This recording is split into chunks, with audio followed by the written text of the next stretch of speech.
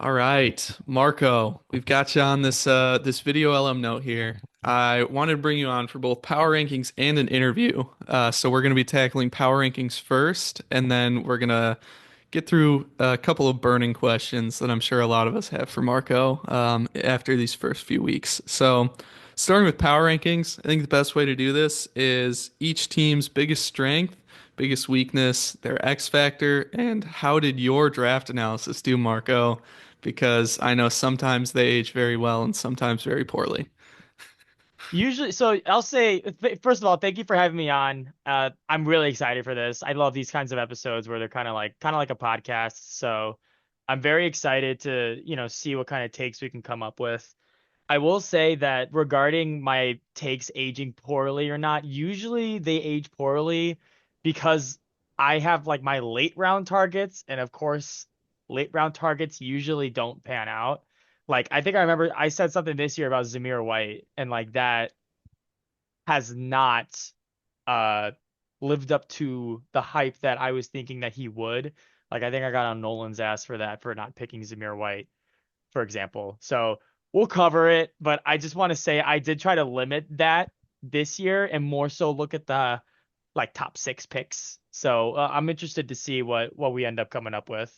And I gotta say, to clear the air a little bit here, I know I give you a lot of shit for the post draft rankings. Last year I compared it to worse than 9/11. But I gotta say, like looking at a team immediately after it's drafted, before any games have happened or anything, is obviously like super tough. Like nobody knows that Puka's gonna go down game one. Nobody Yeah. knows that Marvin Harrison's gonna have one catch in the first game. So Yeah, I mean that's the other thing too is like taking into account how good someone's bench is. Nobody really knows how good someone's bench is until like week 3 or 4. hmm So like that's the other thing is like I could comment on stuff like that where like, oh, if Puka goes down, you're fucked. But like at that point, it's kind of just like how good of a manager are you? Yeah, exactly. So, speaking of great managers, let's dive into my number one power ranking. I'm sure this is probably your number one as well because he's just dropping 140 on everybody this year, and that is Jake. Excuse my cat. So, this team, biggest strength from you. Go ahead. Biggest strength. Let me pull up the team on my own end. I actually don't. Cat, stop chewing the blinds. Okay. I like looking at teams on sleep like on the mobile app. I think right here, this is like you look like that one GIF of Chow from The Hangover. He's like looking at a tiny piece of paper. It's from Community. That's what hmm it's like looking at teams on here. So I'm gonna open it up on the app, and I'm gonna kind of. I also have like the league analyzer for Fantasy Pros popped up, um, Wow. which says that the biggest strength is actually the bench, Hmm. but they say it's the wide receiver one just because they have he has Justin Jefferson. Um, I mean, I might agree with that. I think that on the running back front, I mean, you have Achan and you have Kenneth Walker, which are both good players, but I wouldn't like say that it's a huge strength when a lot of Jake's draft, so let me pull that up too. Um, I mean, it kind of revolved around the wide receiver, right? I mean, he took Jefferson round one, Debo round three, and then 6 and 7 he took Jaden Reed and Rome Odunze, which Odunze looks like he might be an actually great pick if Caleb can keep up the high yardage games. hmm Seems to be a great target. So I'd probably go wide receiver here just because that was probably his main focus. And I think as long as they can stay healthy, it seems to be his shining spot on his team. I'm gonna have to agree with you. Going into the season, I thought Jefferson was gonna be OPOY. And it looks like he's OPOY of the first half so far this year, but maybe Darnold can start stringing a couple of things together. The running backs are a little concerning to me, just because the Seahawks seem like they're airing it out more and more every week. A little bit less focus on the run. Obviously, Charbonnet is still able to produce, and Kenneth Walker will too. But Achan might be in hell until the Dolphins decide to start Tyler Huntley over Tim Boyle. You think that's gonna happen? It better. That's funny. Looking at Fantasy Pros, it actually says tight end, which makes sense, but Komet, I mean. same thing I said earlier about Odunze. If Caleb can keep up the high yardage and he's leaning on the tight end to get those short yardage plays, I mean, I hated the Komet pick just as much as you did. Let me make that clear. But it's fantasy. You never know. Tight ends in general are just awful this year. They are. So, I mean, if you could find the diamond in the rough, and when I say rough, I mean rough, it could be fine. You're definitely right about Achan. I mean, there were concerns about him to start with anyway, just because he's a super, super young and small back, in an offense that's very, very high powered. Probably not going to get a lot of snaps, and in the snaps he does get, he's going to put a lot of wear and tear on his body. I mean, you can even see right there the yards per carry is way lower than what it was last year. I mean, he was averaging like 7 or 8 Hmm. at the over the entire season. So receptions are there, and the funny thing is that's where the weak spot's going to be now with Tua out, because he's the check down lord. Not that Tyler Huntley isn't, but it's just not going to be as high quality. So definitely running backs is going to be a spot where Jake's going to be struggling for a little bit, but judging from his last couple of weeks, I mean, he has not gone under 140. He can afford a couple weeks lacking. Right. Yeah, I agree. I agree. Let's move on to a little bit more interesting of a team, I think, because you've got it's a little less well-rounded, I want to say, and a little more star power focused. Is that fair? I mean, it's definitely the wide receiver position. That's I have four wide receiver ones, for lack of a better word. I mean, I it's crazy that Neighbors is the man that he is, right? Everyone was saying coming into the draft that he might be the best wide receiver in the draft class. And even if that is true, which it does look like to be true, who the hell would have guessed that this kind of production would come from Daniel Jones, right? But it is, I cannot believe Rashi Rice fell to me in the sixth. I would have taken him in the fifth if Neighbors wasn't there. Thank God I didn't. And then Tay, maybe Minshew will figure it out, or the Raiders in general. Um, I mean, other than Posh, of course, it's up to you whether or not you think he's the QB1 this year, but those two spots are pretty locked down. Yeah, it's hard to imagine Posh isn't the QB1. He's got that one weird game against the Finns, but otherwise, what is it, two 30-point games, right? Yeah, exactly. Yeah, so I mean he's gonna give you those numbers. I think my biggest like I mean I love these two receivers here. That is my biggest strength for this team by far. I think Neighbors, I was pissed that you stole from me. I was really hoping he would fall to me. So sorry. And Rice is phenomenal so far. That injury turned out to be nothing, right? Injury for Rice. Yeah, when he like went down on Sunday night. Oh yeah, he ended up coming back out on the field. Cool. Actually, that touchdown to Juju should have been Rice. It probably would Hmm. have been designed for him if he was on the field, but that wasn't the case. This cat is just being a menace right now. He never chews the blinds strings, and now he is today. I'm sorry. No, you're It's good. it's funny too because like those were my fifth and sixth round picks, whereas Tay was my round two, and uh my other wide receiver, Devontae Smith, my round four. But I mean, they seem to be kind of just like coming into their own roles where they are wide receiver twos, kind of. Yeah, I agree. And Smith is a guy that I've never really liked just because of the presence of AJ Brown. But I mean, for him to be a wide receiver four, I mean, you're that's amazing value. My Right. biggest weakness for this team though is this man right here, Najee Harris. I fucking hate so much. Hey, let me be clear with this as well. I used to call him Mid G Harris. Fucking hated him. I hated that Jack had him because he's like the perfect, like, terrible Jack running back. I got him in the seventh round, right? I will take that every single time. Like I have this like mantra of like RB2s should be the most boring, the most like just like high shitty rush volume guy of all time. That's exactly what I got with Najee. I know he sucks. I hate watching him play the game of football. He might be the worst football player to watch just in general and across the entire sport, but he gets his rushing attempts, he gets his checkdowns from Justin Fields. I'll take that 10 points a week to the bank. Fair enough. Is there any world you think where you start both Brees and Braylon? I would have to see I would have to see production from Braylon after after week 3, just because like the Jets played in such a tight 3 games in such a tight window.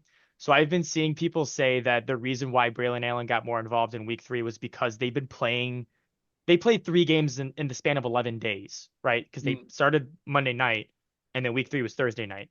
So it might have been more of like a load management type thing. If week 4, week 5, he's still getting that production, I could definitely see a world where that does happen, especially if Najee is splitting work with Warren. But I think Jalen Warren came out with an injury anyway, so mm. it's not really it's something I'll visit down the road, but not immediately. I gotcha. All right. Well, I think it's a very, very, very good team. Firmly set at number two, and then I think there's a pretty steep drop off after that. My number three is the defending champs, the Baroque boys. Which I mean, coming off the week one stinker, you have two pretty good weeks back to back. I like this team a lot, especially with CD underperforming this year. Being able to be at 2 wins is still pretty big. Um, so I'll kick this off since you're drinking drinking up Sorry. a little bit. No, you're good. My biggest strength for this team is the wide receivers. I'm not in love with Olave just because I mean Derek Carr is one of the most volatile guys in the NFL. It feels like he can throw for 4 touchdowns or 20 yards in any given week. But to have DK there to round it out, it's going to be hard to get a week where DK and Olave both flop, and I think that balance should be pretty good for them. Yeah, it's a matter of Olave hitting his stride, and if the Saints aren't frauds on the offensive front, CD should be fine, ideally. Uh, I'm not too concerned about that, but I there are some cracks, don't get me wrong, but I think that they invested highly in the wide receiver position, as they usually do.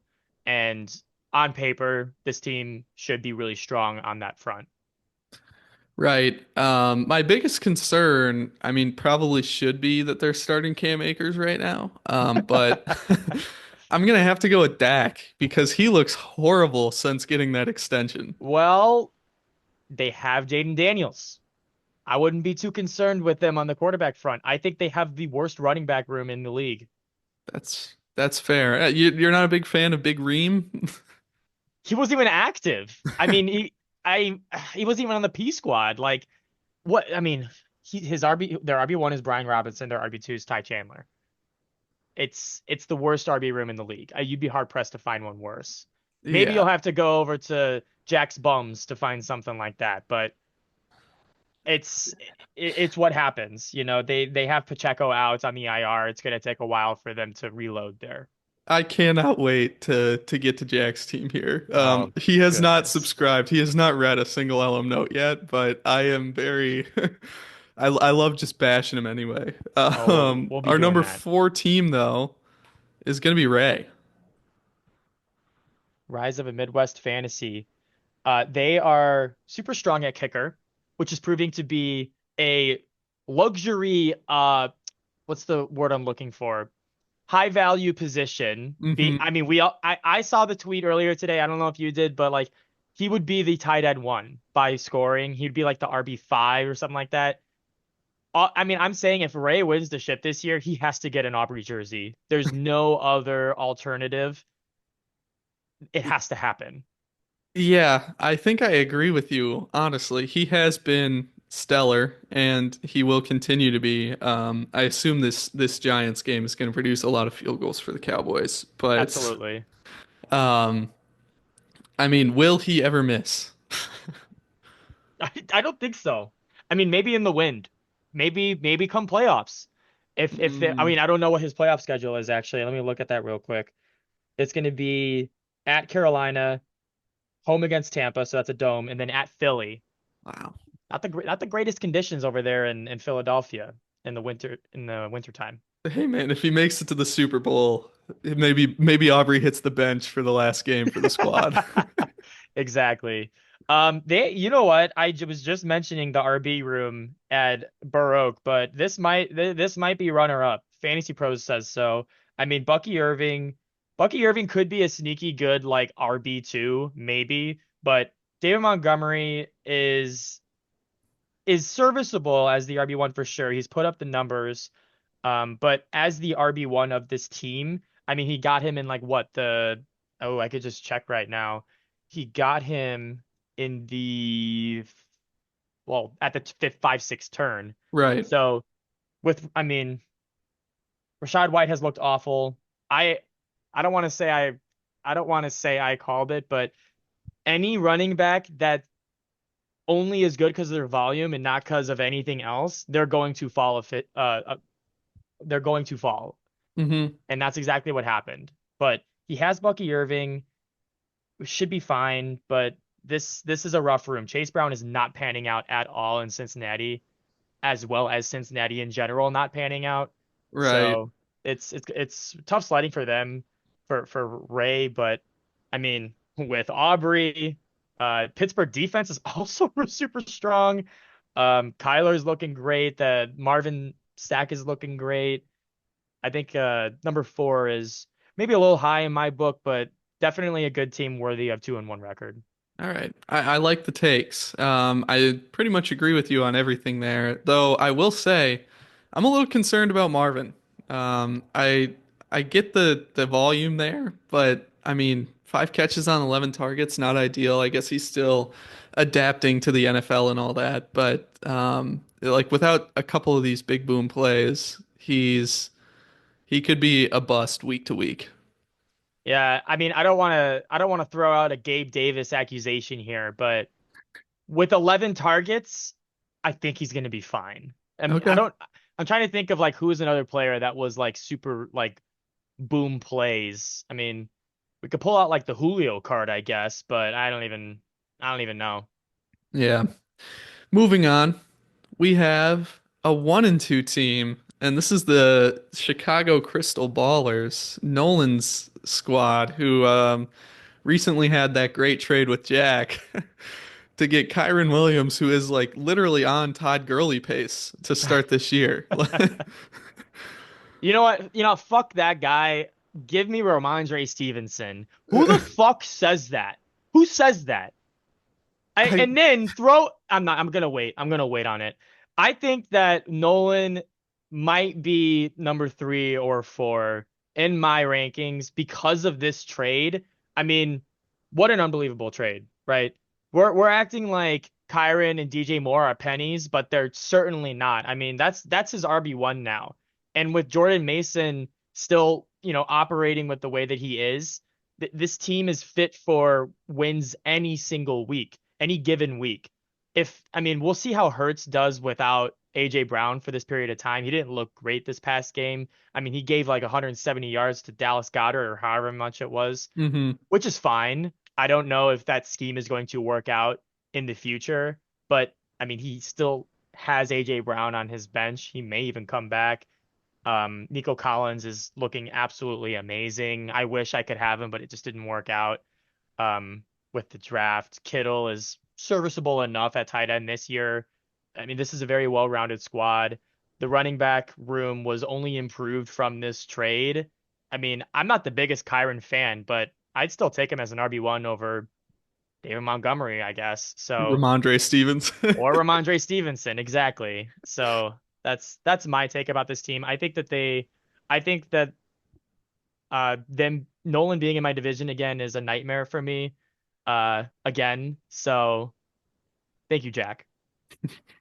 I will say too, you didn't mention Puka on the IR as well. I Right. mean, he's missing his 2 best players right now, and he still looks like a top 5 team, which is it's fucking insane. Jack, once again, if only you would listen to this, man.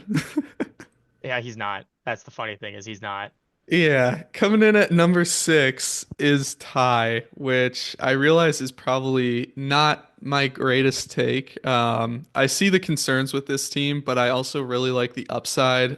If these guys can find their stride, obviously Mixon being hurt last week hurt him a lot, but Baker at QB week to week should be fairly serviceable. And when you're starting a lineup with this well-rounded of a squad besides Zach Ertz, then I mean, you're looking pretty good. Hmm. Definitely. I mean, this room of Amon-Ra St. Brown, Ayuk, assuming he's going to pick it up, and Zay Flowers, super strong, super startable, we'll say. Baker, my 16th round pick, couldn't keep on my team, and unfortunately was scooped up for how much did Ty spend on this fucking guy? $10?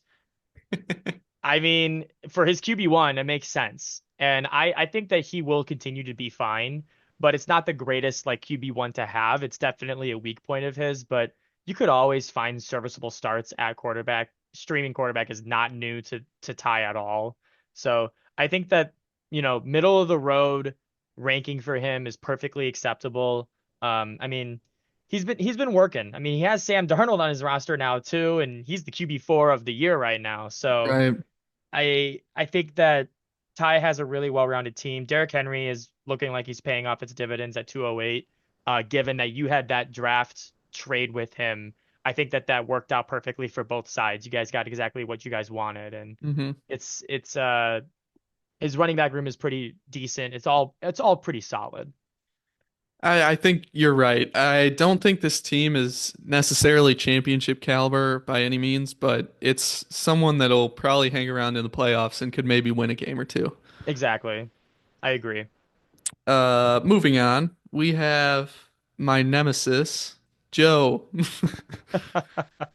um, Poor who has Joe. earned his full name back after listening to the pod, and giving weekly updates in the SFFL chat. That's the highlight of the group chat for me. It's every week. I mean, Mhm. if he does not come into the chat spewing some random comment, the week has not started yet. Exactly. So let's look at this squad. I still hate Josh Jacobs. I'm Yeah. okay with Jamar. I'm still not in love with Jamar this year. I just don't like the guy. Honestly, I think that's what's holding me back. Seeing him cry like a little baby about the Chiefs game the other week was horrible Hmm. and made me want to cut him from the team I have him on. But the stack with Burrow is strong when Burrow's operating, and Connor looks like a great RB2. I mean, Pitts looks serviceable. This team's pretty well rounded. Yeah, this team is showing up on Fantasy Pros as the number one bench, and I agree. I was having multiple conversations with Joe about like his roster construction and how he has had struggles with starting the right players, which is honestly a good sign this early in the season. It means that he has players that he could start and win a week every single week, but rolling the dice on Pittman or Ford or Tank Dell, Chris Godwin, J.K. Dobbins, a lot of players that are at play here. And if Joe can play his matchups right, he could probably win any given Sunday as well. The Great Lakes division, I'm just gonna keep spewing his praises.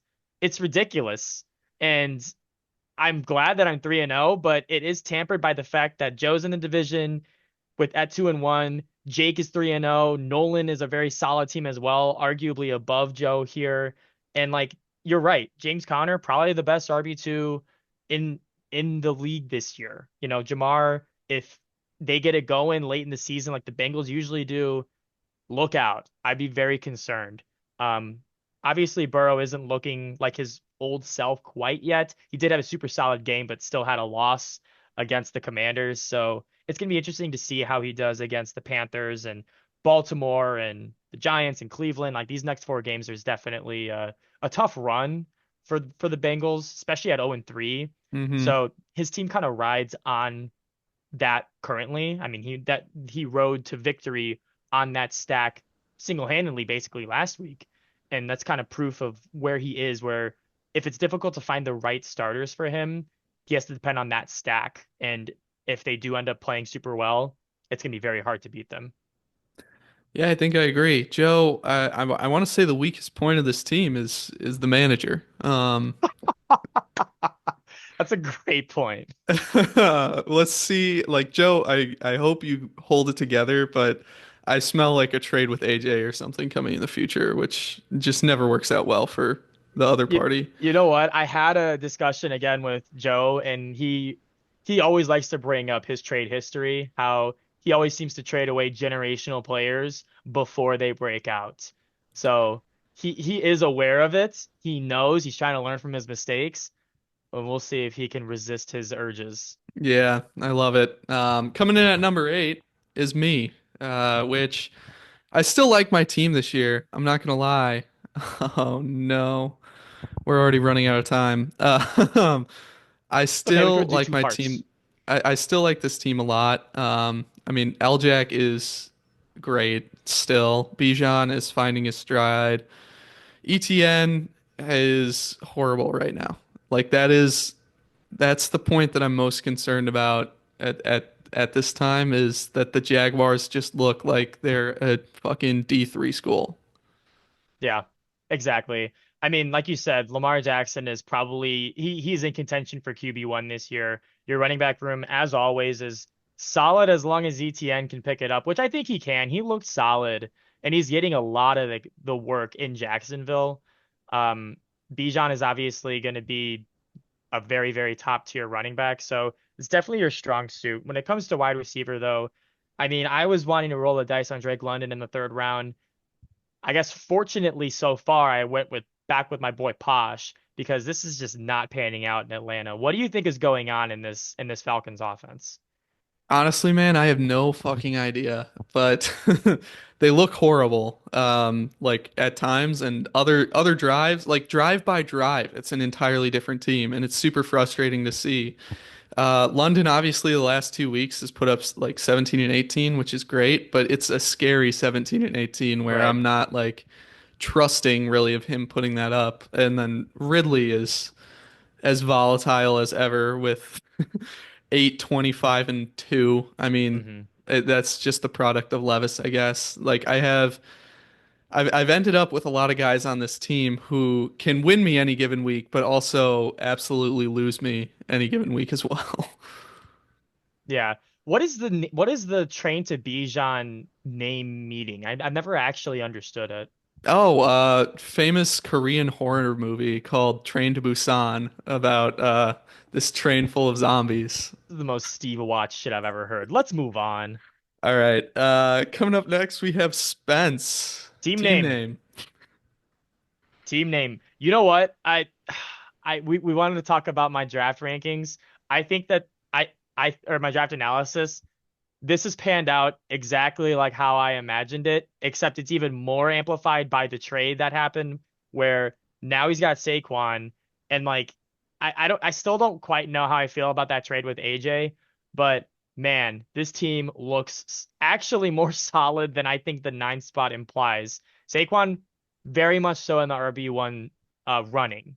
Uh Alvin Kamara in the RB2 running. Like this is literally you're not going to find a stronger running back room, even if you go back in years previous. Like this is super, super, like almost borderline unfair. You know, he's Hmm. got Kincaid at tight end, which should play out as the season goes on. Right. You can only depend on Keon Coleman, and I mean, you can depend on Khalil Shakir. Let me make that clear. But Kincaid will get his work done. So I think that this team has super strong starters. The bench obviously is going to be weak, especially in like the running back department. But as long as these two players stay the course, I mean, very top heavy team. I called them Mewtwo. It's got the thick thighs, it's got the ass, but man, I mean, you only got these two little bitties. I mean, they still work, but that's about all you're gonna get. Yeah, I'm interested to see how this strategy plays out. I do think he won that trade with AJ by quite a bit, especially with McCaffrey like going and seeking out specialist attention and stuff. Who knows how long he's going to be out now? And I've always hated T. Higgins, but Me too.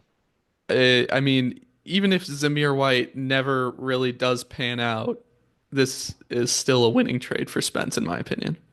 Yeah, I was talking to AJ about this because, of course, he has to feel out what everyone thinks about the trade. And when I looked at it, I was like, I feel like AJ traded up in terms of like actual skill. I feel like he got the more skilled players in the trade.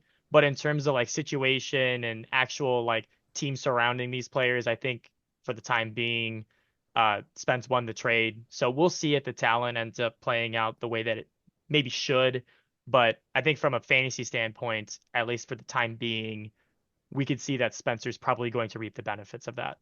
Yep, I very much agree. And that brings me to our number 10, who is AJ.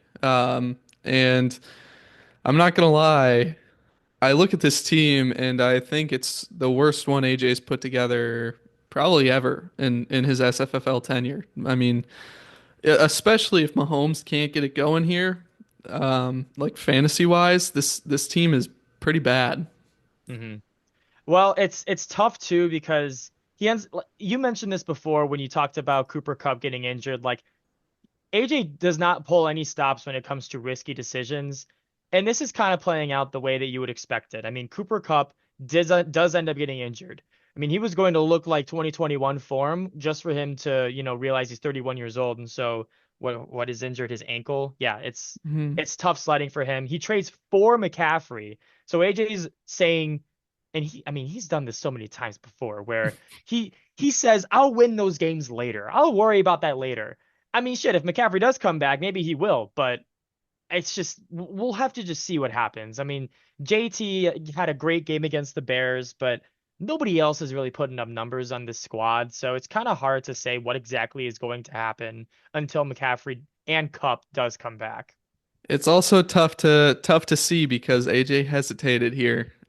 He got a little greedy. I don't know if you know this, but the same package that was offered for Ramondre was offered for Jonathan Taylor. And you know what? That was what I was thinking during the trade when the trade dropped. I'm like, Jack should have gotten such a bigger haul for this. Like, I understand wanting to trade away Kyron and DJ Moore, but to get someone like Ramondre when even in my head I was like you could get Jonathan Taylor. It's just it just makes me sick. So let's talk Jack. I mean, this this is the squad. So let me start really quick by just saying what the fuck is his like idea behind like I asked you about your team name, you have an explanation. There's no one on his team that is Harris or Walls, right? I mean, if he just wants to have a name that backs a political campaign, that's perfectly fine. At the very least, change your fucking picture. He's using the same Burrow Josh Jacobs team picture that he used 2 years ago, and it just pisses me off because it makes me think that he just does not give a single shit about his team. He doesn't give the respect that you need to give to actually give a team like their identity, both in name and in picture. And in like all of his nicknames are just lazily just like versions of Kamala, which is I thought it was funny at first, and then I'm like, why the fuck is this his team? Anyway, the trade sucked. I'll never understand what the hell went behind Jack's mind. For all we know, the trade could end up going in Jack's favor if Kyron actually the wheels fall off on him and DJ Moore just gets outshined by Keenan Allen and Odunze. But even then, it's like, what the hell were you thinking? And like, let's let's just like look at his team, I guess, really quick. I'll table the other nonsense. Uh, Sure. his I mean Anthony Richardson, if you have half a brain, you're gonna know that like he's one of the most inaccurate quarterbacks that we've ever seen come out like just of his high draft status. And to think that he can put up respectable numbers on a consistent basis and draft him in the sixth round is quite preposterous. Considering, I mean, I don't know. I'm looking at the draft board right now. He picked Anthony Richardson over Ramondre Stevenson. Like literally the pick after he picked Richardson, Nolan drafted Ramondre Stevenson. And so there goes his second round pick and his fourth round pick for a sixth round pick that he passed on. Make that make sense. I'm gonna let you go. I'm done. I mean, you're taking the words right out of my mouth. I mean, he's starting Carr over that sixth round pick. That's not a good look, especially Carr last week did what? Yeah, it's 8 points, which I do not believe the Saints offense can keep it up. And I mean, he's got Taysom back there too as a little backup, I guess. I don't know. This this whole squad, I like McLaurin on the bench. I think he has the chance to find his footing later on, but I mean, starting Lad McConkey is a horrible look. So Yeah. We I are gonna run up on time. Uh that's all my comments that I had. If we want to talk about Scott, we can, but I mean, he's not subscribing either, so it's up to you. yeah, I just think Scott's team sucks, and I think that's a good place to leave it. And we will do a part two for the interview. Perfect. I love that. Oh my God. All right. I will end this and then send you another. Yeah, that works for me. All right.